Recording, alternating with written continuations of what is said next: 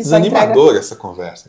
Eu achei que você ia chegar aqui e contar um segredo pra gente. Não aqui, um negócio. Eu perguntei antes, o cara não fez nada. Aí eu achei que você ia falar, faz isso aqui que é sucesso. Você, não, então vamos começar a fazer tráfego, vamos cuidar das descrições, das fotos, vamos ver usabilidade, vamos fazer SEO. E tem que cuidar, atendimento, tá entregando bem, logística.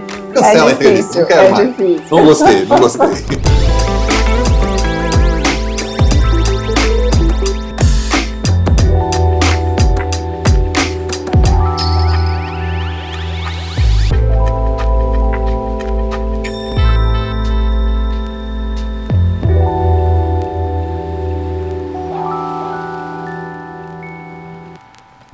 Tudo bem, hoje eu vou conversar com a Gabriela Zink. Ela é gerente de e-commerce na Surf, ela é formada em moda e tem pós-graduação em gestão estratégica de negócios. Gabi, tudo bem? Tudo ótimo. Eu queria começar com uma pergunta que me deixa muito curioso. A gente fez uns projetos junto com você, trabalhamos juntos, e eu fiquei muito impressionado com a maneira como você lida com os diversos temas que têm a ver com o e-commerce.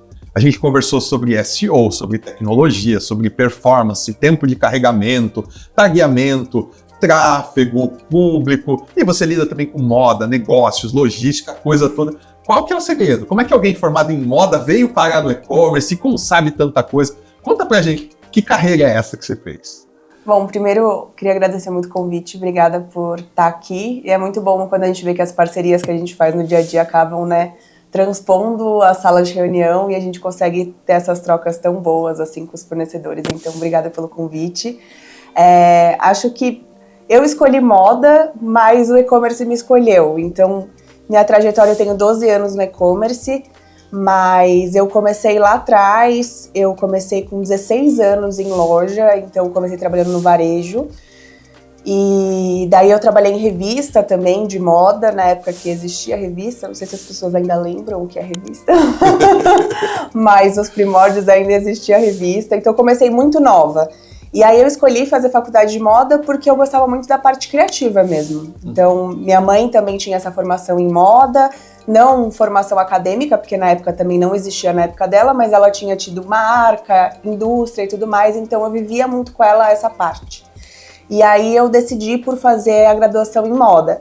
Mas desde o começo da graduação, eu comecei a trabalhar na revista, comecei a trabalhar em loja, só que eu não tinha tempo para fazer a graduação.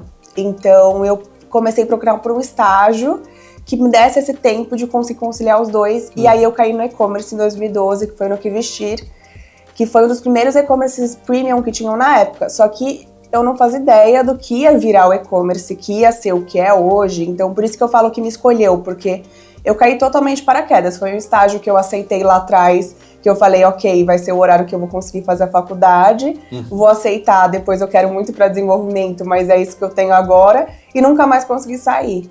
E aí foi desenvolvendo minha carreira, não consegui sair do e-commerce. E aí uma coisa que eu gostei muito no e-commerce, que era diferente da moda, é que... Você fala assim, não consegui sair, você tentou sair do e-commerce? Eu tentei sair, nessa época da faculdade, eu tentei para desenvolvimento, não conseguia, tentei fazer vários processos na época da faculdade, não conseguia, então acho que foi uma coisa um pouco do universo assim também, sabe? Olhando tudo que aconteceu depois da minha trajetória e tudo mais, hoje eu vejo que era para ser, então por isso que eu falo que o e-commerce me escolheu e eu escolhi moda. Então, daí hoje eu consigo conciliar os dois, sempre trabalhei com marcas de moda dentro do e-commerce, mas hoje eu não faço ideia como se constrói uma roupa, só sei vender. E aí foi esse caminho, assim. Daí uma coisa que eu achei muito diferente da moda do e-commerce é que quando eu me vi no momento ali, quando eu comecei a trabalhar com CRM em e-commerce, que foi ali depois do Que Vestir, daí eu fui para Embrands, que era uma empresa de um grupo que eu fiz parte da equipe do CRM, era a parte de dados que eu gostava muito, porque na moda era muito essa parte do achismo, do gosto pessoal e tudo mais. Quando eu fui pro CRM, eu encontrei esse lado dos números e uma parte mais analítica que eu gostei muito, porque aí você não tinha mais só o seu gosto pessoal, você tinha toda a parte de dados. Então, isso foi uma coisa que me encantou bastante no e-commerce. E aí, depois disso, quando eu me vi quando minha carreira começou realmente a fazer sentido pra mim dentro do e-commerce, daí eu curti. Daí eu comecei a estar ali porque eu queria estar mesmo. É curioso isso, né? Quando a gente pensa em alguém que foi estudar moda, a gente pensa em alguém que vai gostar de coisas que são mais subjetivas, né? Menos preto e branco ali, assim. E aí você gostou justamente quando você encontrou um negócio que te permitia tomar decisão objetiva. Sim, bem diferente, né? Mas realmente, assim, e aí conciliar a moda e com essa parte analítica, eu acho que hoje é o que eu gosto bastante, assim, de fazer. E aí, como ter essa visão 360 do negócio, né? Eu acho que eu ainda tenho muito para aprender, né? Aprendo todos os dias, mas eu acho que é você estar disponível para aprender, sabe? Então, você sempre se colocar em lugar de escuta, você sempre ter essa troca tão valiosa com os fornecedores, de você conseguir aprender muito com eles. Então, você conseguir estar sempre aprendendo, estar sempre ali como realmente é uma escola, né? Então, eu nesses 12 anos, foi no momento onde todo mundo estava aprendendo junto. Então, ninguém até hoje sabe como fazer. Todo mundo está aprendendo todo o tempo, assim, o e-commerce muda muito, né?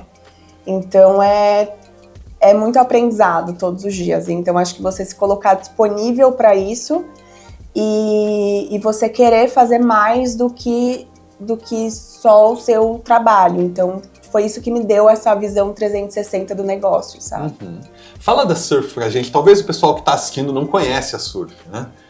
O que é a Surf? Eu tenho certeza que você vai dizer nomes de marcas que aí a pessoa que está assistindo vai falar então isso é a Surf. É um grupo de marcas, então é a Surf Co., que é um grupo de marcas de surf. É um negócio também completamente novo para mim, é a primeira oportunidade que eu tenho dentro do surf. E é um núcleo muito diferente mesmo de trabalhar. Então, lá a gente tem as marcas Volcom, Hurley, Hang Loose, Vizsla e Rush. São 5 marcas no grupo, são marcas super bem posicionadas, marcas que a gente tem também que vendem internacionalmente. E são 5 e-commerces, daí eu gerencio com a minha equipe essas 5 lojas. As pessoas não têm muita noção que elas fazem parte do mesmo grupo, então a gente gerencia essas lojas como se fossem realmente marcas apartadas, assim.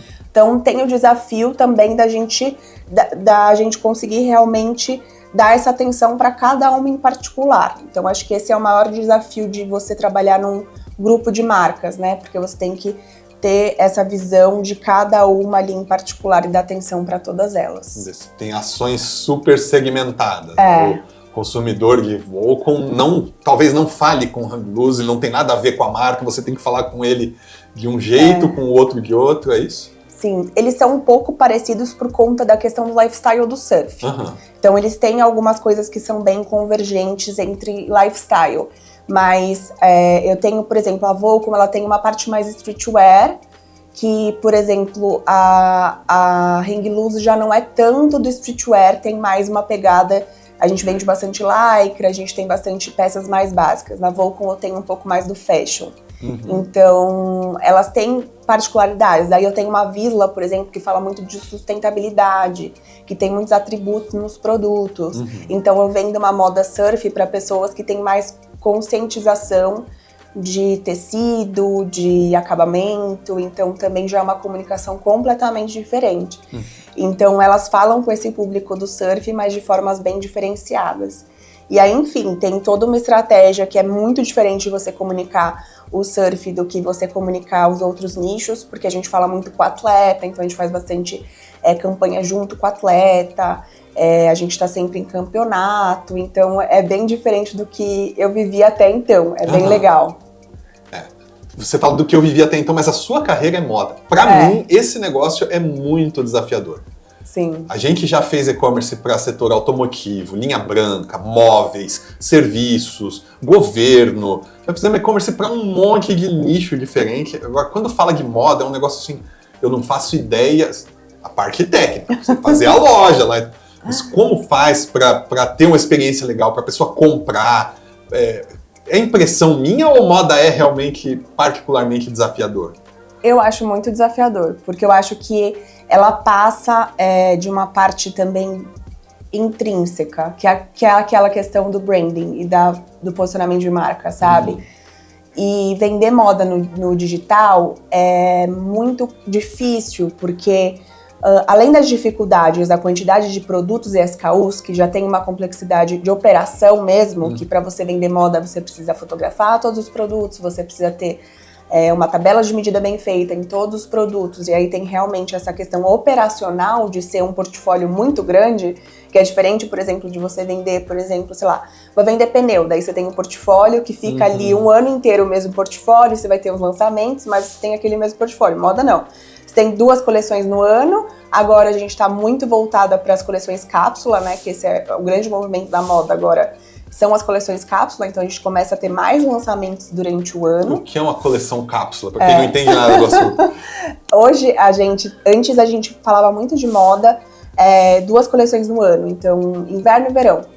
Agora o mercado está se colocando de outra forma, então como o mercado tem se movimentado muito pela novidade, muito pela questão das redes sociais e tudo mais, por essa vontade da novidade rápida, então as marcas têm se movimentado para essa questão de ter menos produtos, mas mais entradas ao longo do ano.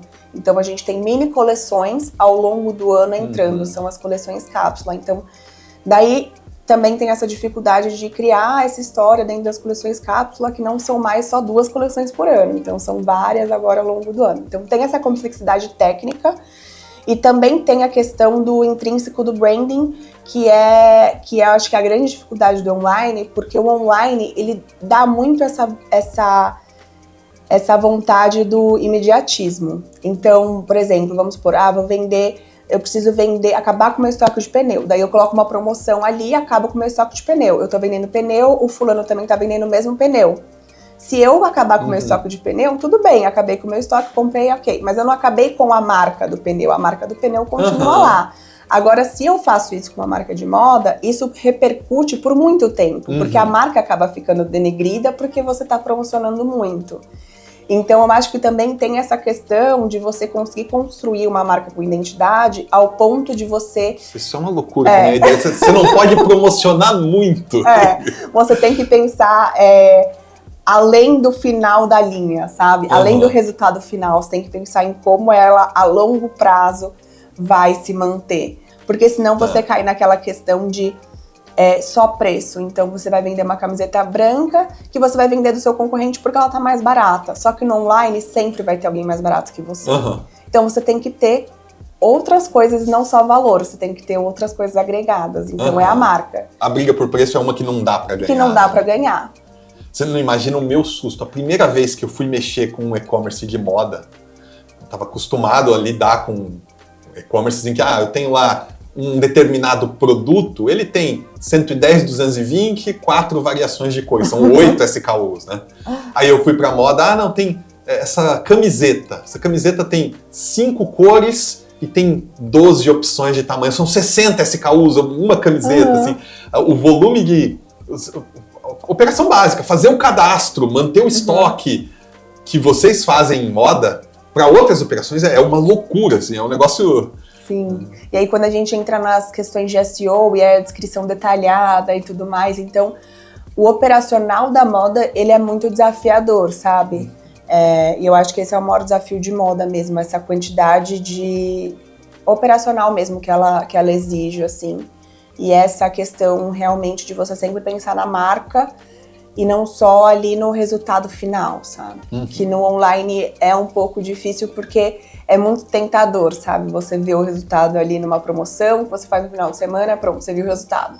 Mas como ela vai se perdurar ao longo do tempo? Eu acho que esse é o desafio que a gente tem que ter na moda, que são as marcas que realmente duram, né? Porque não existe milagre do imediatismo, né? A gente precisa realmente ter um negócio que se perdure com o tempo. A gente está vendo um movimento aí de empresas que são empresas de médio porte. Né? O Brasil tem muito disso. A empresa familiar de segunda geração, o sujeito tem uma pequena indústria, ele tem lá seus 500, 600, 800 funcionários. Já não é uma empresa pequena. Né? Marca consolidada dentro do nicho dele, não moda, tá? Em outros nichos.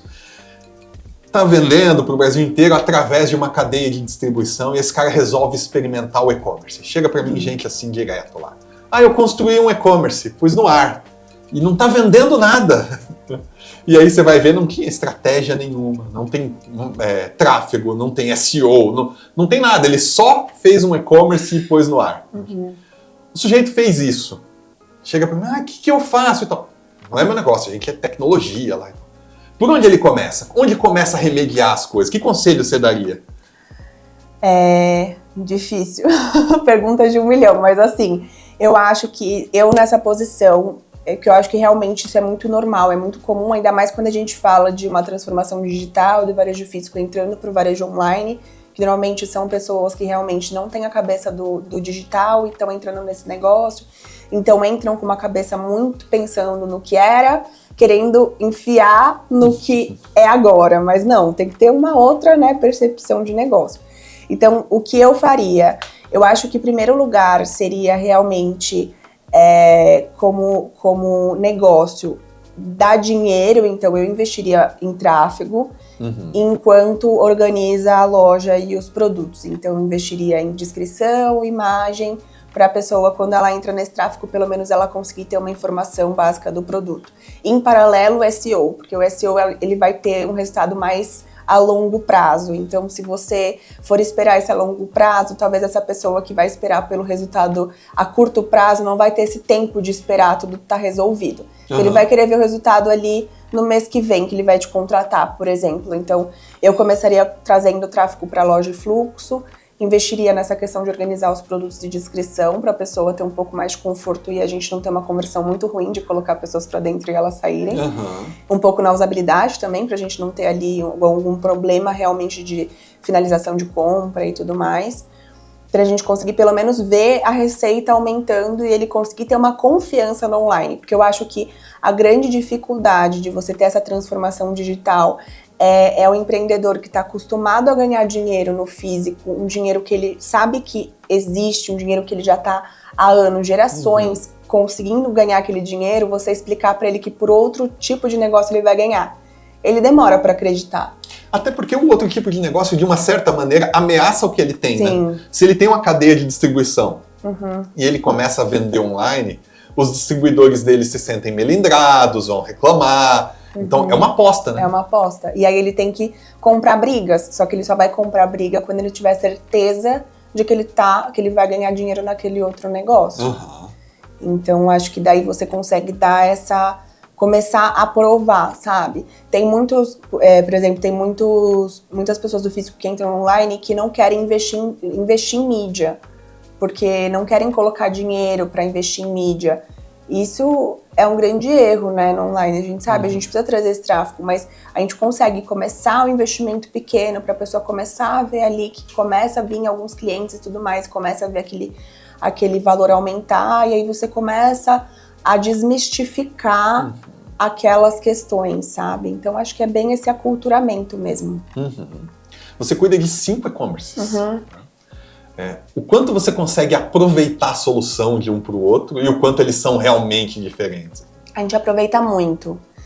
A parte de infraestrutura é 100% compartilhada, então a infraestrutura a gente usa para as 5 lojas a mesma.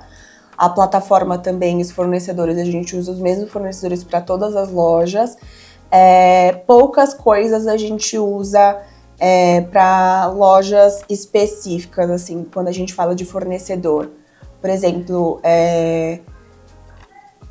coisas bem específicas mesmo. Por exemplo, eu tenho marcas que eu tenho mais chamadas de atendimento. Daí, para essas marcas, eu vou ter uma plataforma de atendimento de RA, por exemplo, que eu não tenho para outras. Mas coisas muito específicas. Infraestrutura, no geral, a gente consegue aproveitar bem para todas. A parte operacional, a gente aproveita para todas também, que é a equipe.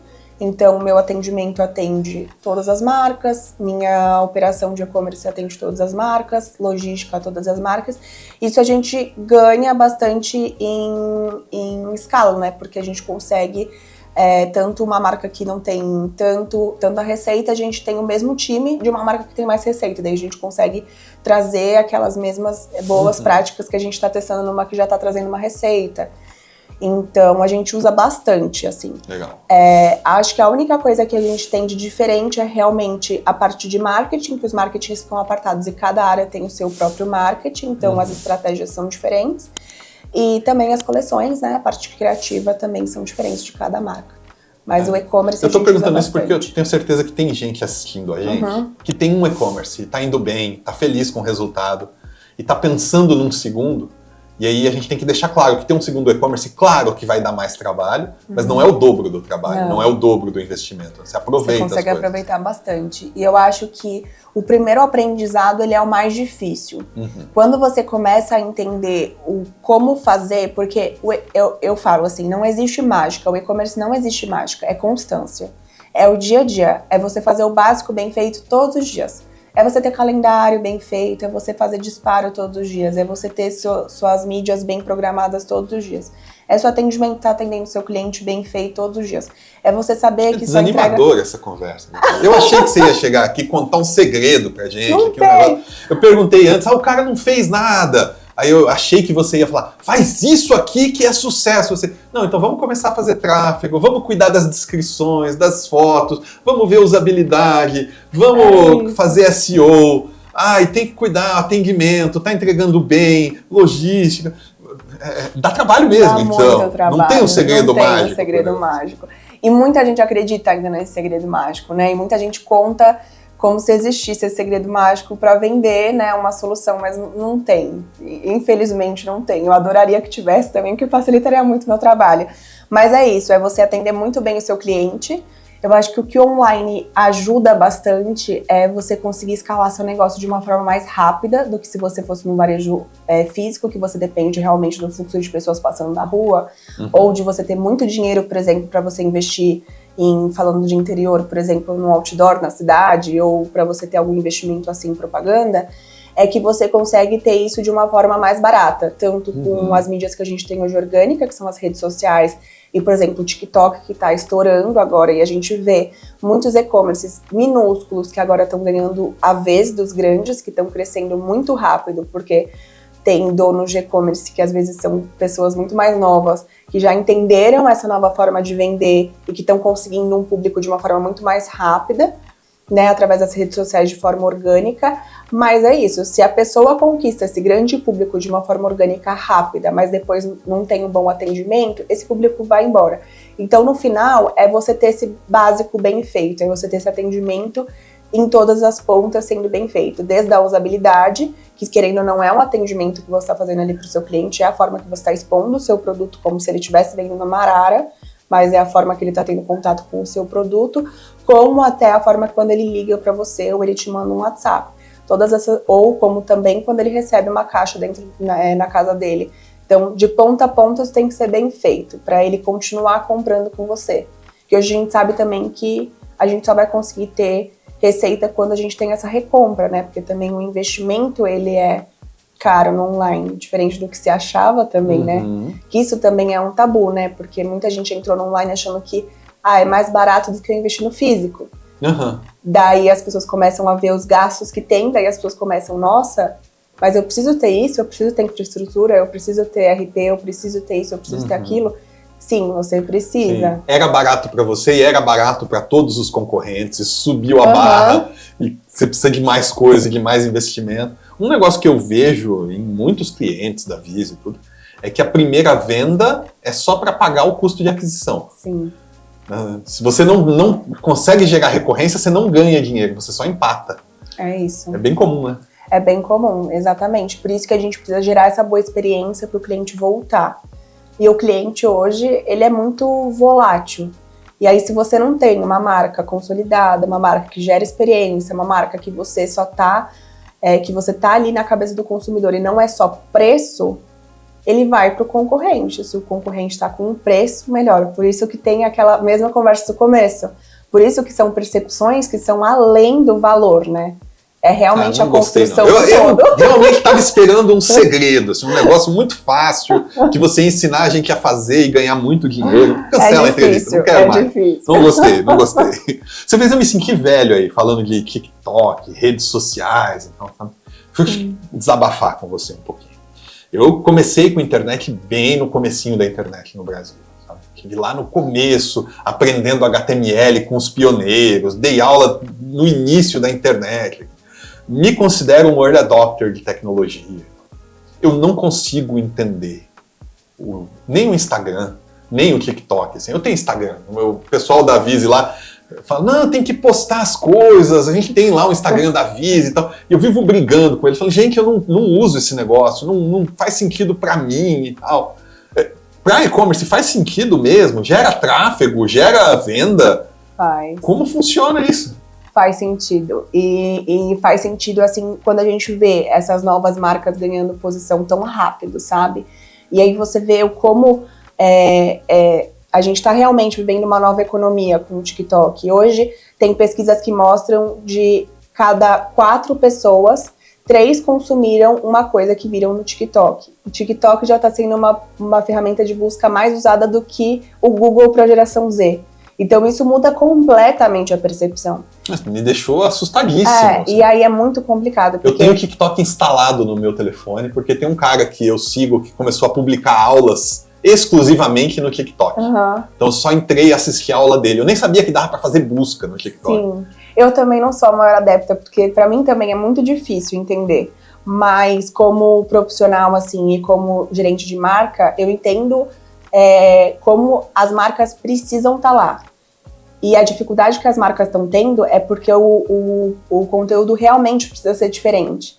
Então o conteúdo ele precisa ser mais caseiro. E muitas marcas que estão há muitos anos no mercado não têm essa coragem de deixar o conteúdo muito caseiro. Quando a gente fala de moda, a gente tem muito essa questão do lifestyle, quer trazer toda aquela pompa da moda, né, quer trazer toda aquela questão, enfim, de editorial para o TikTok, e no TikTok não é isso que funciona.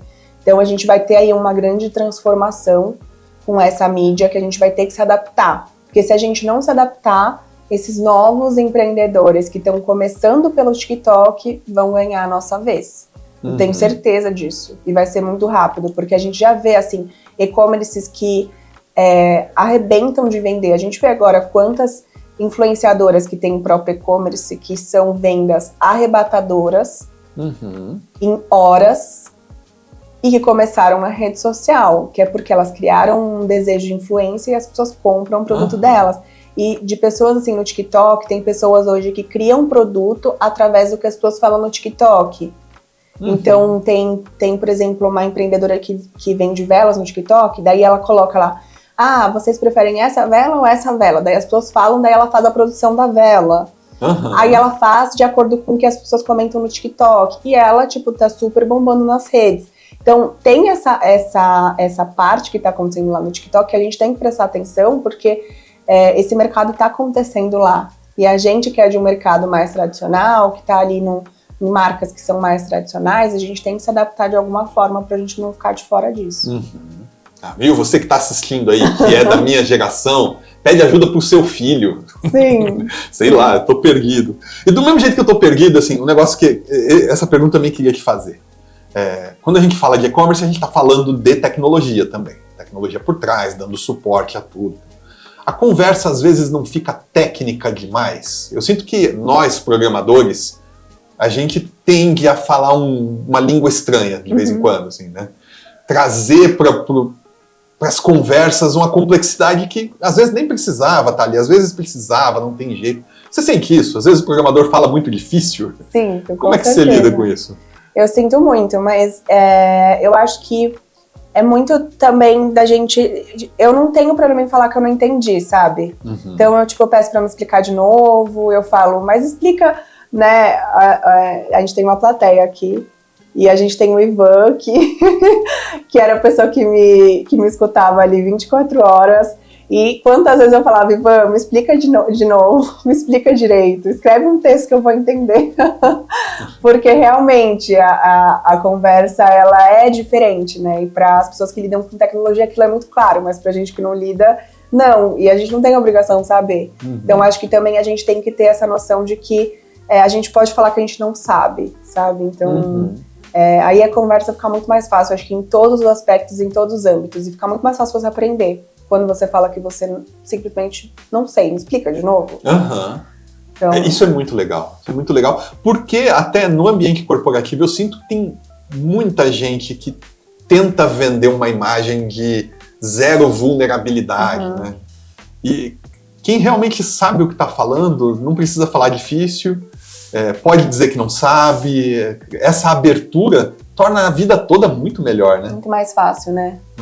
Eu acho que, assim, a gente tem que trabalhar, né? Então, a gente tem que sair de casa, a gente tem que trabalhar. Então, se a gente tem que trabalhar, que seja mais leve, né? Que seja mais legal, que a gente consiga construir algo positivo, que a gente consiga fazer algo de bom para as pessoas que estão na nossa volta, que estão ali. E o dia a dia do nosso trabalho é isso, é você influenciar as pessoas de uma forma positiva. Seja numa reunião, como num cafezinho. Tudo isso está influenciando as pessoas de uma forma positiva, né? Quantas vezes a gente não saiu de uma reunião estressado por uma forma que uma pessoa falou com a gente que mudou o nosso dia. Então, por que a gente vai querer fazer isso com uma outra pessoa, né? Então, pra descontar, fizeram com a gente, vamos dar o troco. Não é assim. Eu, pelo menos, acho que não. Também não. Eu vi você falando sobre decisão baseada em dados. Vi já você falando algumas vezes sobre isso por aí, né? Que dados são esses? Como obter dados no e-commerce? Que ferramenta se usa? Que análise se faz? Hoje a gente usa bastante o BI, Power BI, na empresa que eu tô, na Surfco, mas eu acho que é muito importante, assim, seja lá qual ferramenta você use, tem o GA4, enfim, tem várias ferramentas que oferecem esses dados, né? Tem também plataformas que já têm esses dados, é que a companhia esteja consciente de olhar sempre a mesma ferramenta e os mesmos dados para a companhia falar a mesma língua, né? Porque eu acho que o mais importante de a gente ter dados é a gente conseguir olhar e tirar informações sobre os dados, porque também não adianta a gente... Hoje a gente tem muitos dados, né? A gente tem dados em todos os lugares. Qualquer ferramenta que a gente contrata, a gente tem ali um dashboard que apresenta milhões de dados e a gente fica com muitos dados. Daí, se a gente for olhar para todos, a gente vai ter uma equipe que fica o dia inteiro só analisando o número e que no final não produz nada, não tira nenhuma conclusão. Então, acho que é muito importante ter essa convergência sobre quais dados olhar. Então, hoje eu tenho telas que eu olho diariamente, que minha equipe olha diariamente, com KPIs que eu uso como KPIs-chave para tomada de decisão rápida, que são dashes claros, assim, que a gente já consegue ver ali, por exemplo, se no problema está sendo, por exemplo, eu estou vendendo menos peças por atendimento do que tinha na minha meta, minha meta não está sendo batida porque eu não estou tendo a conversão que eu precisava, não é a sessão que eu precisava, por que eu não estou batendo minha meta? Ou eu estou conseguindo bater minha meta porque eu estou vendendo um ticket médio muito maior do que eu planejava, o que será que é, qual produto que eu estou vendendo? Então, formas da gente conseguir ter informação mais fácil e clara. Então, a gente sempre tem que ter esses KPIs de forma clara e objetiva para a gente conseguir tomar essas decisões de forma fácil, sabe? Então, acho que é mais importante do que aonde olhar é o que você fazer com esses dados e quais dados, né? Você olhar. Então, assim, por exemplo, falando de uma forma prática, né? De que a gente conseguiria fazer olhando dados e tomando uma decisão, por exemplo. Na moda, a gente tem muita questão da troca e devolução no e-commerce, que é um problema, né? Em muitas marcas, isso acaba sendo um problema quando a gente fala ali de receita para a companhia mesmo, porque a gente tem a gente onera tanto a parte que a gente tem que pagar pelo frete do retorno, a gente onera a equipe, porque é um dos principais motivos de atendimento, a gente onera porque a gente tem equipe de reversa, que faz a avaliação da troca, então a gente onera ali em vários pontos quando a gente tem uma alta troca e devolução, além da gente onerar também a experiência do consumidor, porque ninguém quer comprar online e ter muita troca. Então, um KPI-chave a gente controlar a nossa troca e devolução. É um KPI que a gente tem que olhar ali todos os meses para a gente entender se aquilo está controlado ou não. Eu preciso olhar tudo que envolve a troca e devolução? Não, eu posso olhar aquele KPI-chave, troca e devolução. Se eu tenho um problema naquele KPI e entendi que eu preciso tomar uma decisão sobre aquele indicador, daí eu vou tomar uma ação sobre ele e vou abrir. Então, pessoal, a gente tem um problema aqui, eu passei de 10%. Quando a gente fala do mercado premium, é normal a gente ter um índice um pouco maior, porque quando a gente tem um ticket médio maior... É normal. Um pouco maior que 10%? 10% é o normal, porque você faz questão de trocar aquele produto. Quando você fala de um produto mais barato, a pessoa não gostou, não vestiu tão bem, ela vai usar mesmo assim, ou ela vai dar pro vizinho, ou ela vai, sabe?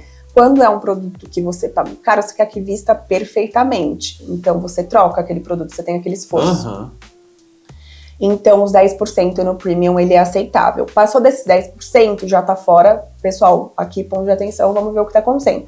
Daí você abre outros KPIs. Quais são os motivos? Daí você começa a entrar nos outros indicadores e nos outros dados que vão te dar motores para decisão. Então, eu acho que isso é muito importante. A gente sempre entender quais são os chaves que vão dar a possibilidade de a gente acompanhar e tomar decisão rápida. E não ficar olhando para tudo e que isso seja o nosso dia a dia e não tomada de decisão. Sabe? Legal. Essa dica acho que é fantástica. Muito comum chamarem a gente para projeto de dados. A gente precisa de dashboard, trazer dados. Aí você vai ver, tem muito dado. E aí eu voltar e falar, gente, eu sou tecnologia. Vocês precisam voltar para a prancheta primeiro. Que dado vocês querem, né? O que vocês vão tirar? Que pergunta vocês vão fazer para esses dados aqui? Sem isso, eu não consigo te entregar nada. Sim, é muito comum, porque aí você começa a abrir todos os dados, daí você começa a ficar muito confuso e não consegue mais responder as perguntas, né? Então, eu acho que realmente essa é a chave, você ter esses KPI-chave e aí a partir disso, para realmente você bater o olho e ter as respostas. Daí disso você vai investigando e conseguindo encontrar os motivos, né? Gabi, o e-commerce, assim como o mercado de tecnologia como um todo, é um mercado que tem sido, historicamente, bastante masculino. Você é uma mulher liderando, né? Como é isso? E que conselho você daria para uma menina que está agora entrando, por exemplo, numa faculdade em tecnologia, ou em marketing digital, e que está olhando lá e vendo muito homem na sala de aula, e está se sentindo insegura? Realmente, é difícil. Hoje eu vejo que assim, o mercado ele mudou um pouco, porque eu vejo muitas mulheres entrando quando a gente fala de cargos, por exemplo, assistente, analista, a gente já tem bastante. Mas quando a gente fala de cargos de liderança, ainda são muito poucas. Porque a gente tem isso historicamente mesmo, né? Então, até elas chegarem ali na liderança, é uma dificuldade. E eu acho que também muitas param no meio do caminho por não ter esse espelho.